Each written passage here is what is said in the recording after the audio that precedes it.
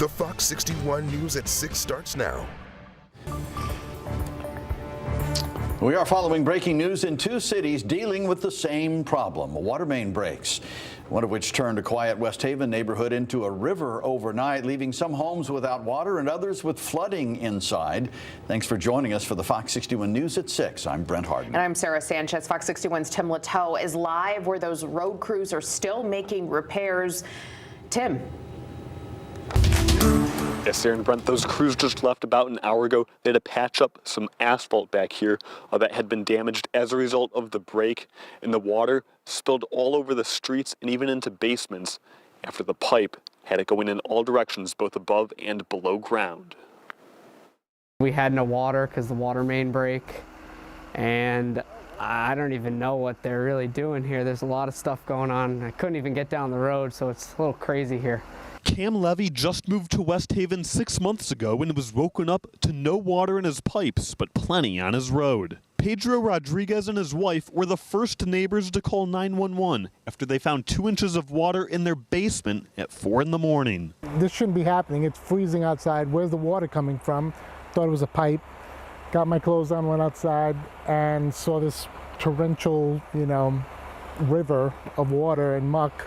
Rodriguez is thankful the damage isn't worse after the water had enough force to crack through the surface of the road. Repair crews say the water was still flowing into a neighbor's basement when they got on scene. One of the ladies, actually, her basement, the water was running through all the way down to her basement. So the water was, it was surfacing bad. Nick Crota with the Regional Water Authority says a gate broke 15 feet away from where the water cracked through the road. It was caused in part by bolts that rotted out. It took the crews more than 5 hours to restore water to the neighborhood. So once we realized the leak was farther back, I backfilled that hole, came over here and dug the next hole, and we found the leak. It was actually a gate. Tom Cherizo wishes his shower was working this morning, but he knows it could have been worse after never seeing a water main break in his neighborhood in nearly 4 decades. Could have been worse. I know some water went down there, and no, first time in 38 years we ever had any major problems with it. And so the final step of that process was patching up the asphalt, but anyone walking here on Honor Road should be careful. There's still some frozen mud in some places. Live in West Haven, Tim Latow, Fox 61. Tim, thank you. Let's get over now to Fox 61's Solene Arif, who is live in East Hartford with details on the other water main break tonight. Solene?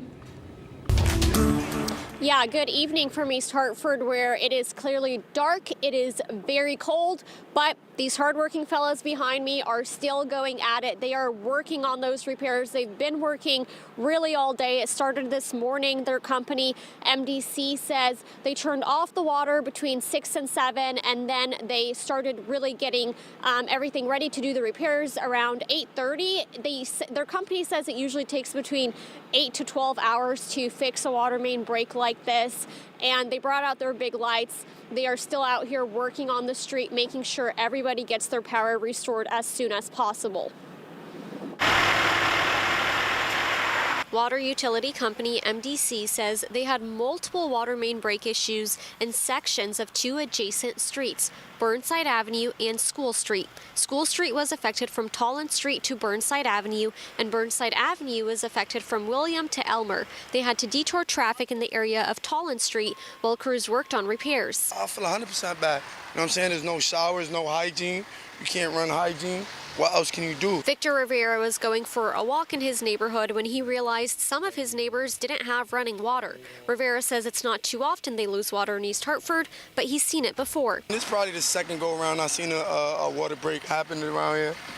About the second time I've seen it happen exactly within this area. The town says the police department's records office and the Wickham Library were both closed for the day because of the repairs. You can see one of the affected pipes crews were fixing on Burnside Avenue. MDC says water main breaks are common this time of year because of the cold temperatures. They have 24/7 repair crews to try and fix things as soon as possible, even in below freezing temperatures. It has to take courage, you know what I'm saying?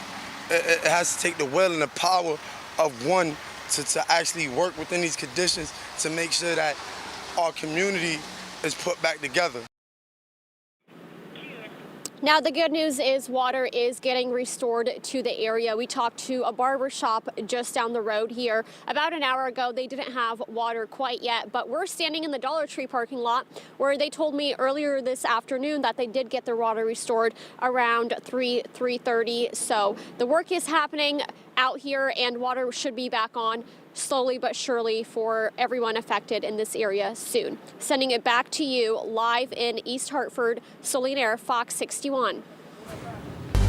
Thank you, Solene. Yeah, we're still in that weather impact alerts, the never-ending weather impact alert, and because, well, the temperatures kind of speak for themselves. I think you kind of know when you step outside why we have that alert going. There's piles of snow everywhere, but really it is all about the cold. It is so cold out there, Rachel. And people just want to know how much longer it's going to last. So that's what the weather impact alert does. It gives you a heads up, and it's really into Sunday morning. I don't even know what day of the week it is anymore. Rachel's exhausted, guys. But until Sunday morning, we have that weather impact alert to let you know we're either looking at single-digit lows or sub-zero wind chills or both. So limiting time outside early in the morning or later at night is best. You're like, yeah, easier said than done. Talk to my employer. I know some people work outside, but also, again, remembering this is only dangerous cold if you're not bundled up. But it's the 3 Ps they say, right? People, pet, and pipes. Here's a look at the radar. It's not snowing. We love that. 18 degrees right now in Meriden, 25 for the New Haven area, and 22 degrees in Hartford. Here's a look at those overnight lows down near 0 for Windham, near 0 for Danbury to start off the day, and right around 10 degrees for the immediate shoreline. As we head towards daybreak, again, you'll see those numbers sliding back. Tomorrow, though, will be similar to today. We'll see a fair amount of sunshine, and temperatures will rebound into the lower to middle 20s as we head through the afternoon. And then all eyes will be on the potential for some snow and wind, not a potential storm, because we have very high confidence that a coastal storm will develop. This will be kind of a classic nor'easter, rapidly developing, rapidly dropping in pressure. But the question is, where does it track? We feel confident in saying the worst of it stays east. Most of it may end up staying east as well. We'll talk about it. Your full forecast and the latest trends that we're seeing coming up. All right, Rachel, thank you. Road cleanup efforts continue in Hartford and surrounding areas, with some roads still causing issues for drivers. But staying off the roads just isn't a choice for those who have to drive for work or to provide services. Fox 61's Jamel Johnson spoke to the community renewal team in Hartford about how they are still getting meals to seniors with snow still on the roads.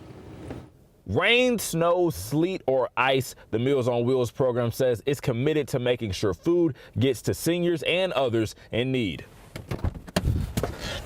Even when the roads are hard to travel and the temperatures are less than ideal. It was about 1:30 in the afternoon when Frederick Landon got back from his meal delivery route. He'd usually get back a lot earlier, but heavy snow on the roads forced slower drive times and more caution. Today was tricky in a lot of circumstances because the roads were not cleaned that well, so there was still snow. There was a lot of snow, like mountains and stuff.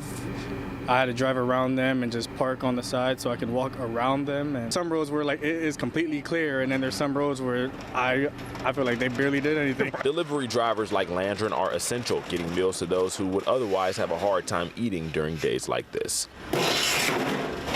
Tom Gradecki was another driver who found navigating the roads a bit tougher than normal. I take deliveries up north central Connecticut. They were pretty clear, and the highway was good, but when you get into Hartford and start doing the Hartford deliveries, the intersections, people shovel their sidewalk, but they don't shovel a path to the street, so you have to walk around to the nearest driveway.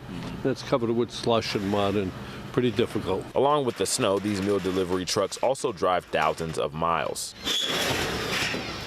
Julian Butler, who was the fleet coordinator, says each truck drives about 6,600 miles a year, so preparation and maintenance are top priority. Got to keep up on truck maintenance, especially for this time of year. You know, whether that's the heat on the inside, the back cab has to stay heated for the food to stay heated, the freezer part of the cab, everything, so it's a lot. During the bulk of the snow, many workers with the community renewal team were snowed in, which made the need for meals even more important. 2 days off is just too much. You know, we gotta feed the community. 2 days off was too much. And like I said, that's another reason why we're doing the emergency meals, because we missed 2 days of meals. So we want to make sure they're good and stocked up going forward, because we're supposed to get another storm supposedly Saturday. You never know. So we want to be ready. The community renewal team says most of their drivers were able to make all of their deliveries. The meals they deliver this week will also include what they're calling shelf-stable meals, which have non-perishable items in them to last people longer, just in case they have to shut down again for severe weather. In Hartford, Jamel Johnson, Fox 61. All right, Jamel, thank you. The state's cold weather protocol is active now all the way through February 5th. So if you need transportation to a shelter or additional resources and information, you can call 211 for help. A person who was seriously hurt in a Willimantic apartment fire has died. The fire chief says they've been in critical condition since the fire on the 18th. Their name has not been released yet. It's unclear how the fire at the Armory apartment started. 6 people were forced from their homes. Main Street in Thomaston is back open tonight. Firefighters closed the road after multiple businesses caught fire. First responders were called around 10 o'clock last night and battled that fire for about 5 hours. Fire crews tell us they ran into issues with freezing fire equipment and shutting off the gas line. We're told 5 businesses are damaged. One of them is Patty's Place, which is a town staple. I was here yesterday. I was going to go here this morning. They got a good breakfast in here, man. She's a good lady. Good people. It's a big loss. A lot of people in this town really like the diner. They like Mike and Patty. They're great people. I mean, I don't know what else to say. They're just great people, and it's a real big loss. And those people we spoke with say they hope Patty can bring the restaurant back. The other small businesses impacted were the U.S. Graphics, American Nails, and Chatham Beach. Where and how the fire started is still under investigation.